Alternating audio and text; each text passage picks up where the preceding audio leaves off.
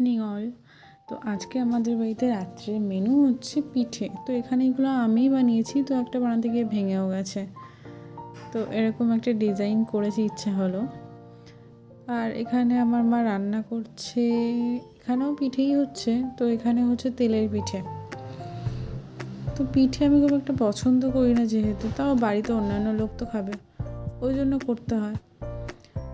তো এখানে তেলের পিঠে তোমাদেরকে দেখালাম। মা এখানে ব্যাটার দিচ্ছে তেলের মধ্যে। আমি কিন্তু এগুলোর প্রসেস কিছুই জানি না, তো আমিও লাস্টে একটু ট্রাই করছিলাম। মা বললো যে আমি এইদিকে পিঠে করবো, তুই এটা আমার একটু করে দে গ্যাসে।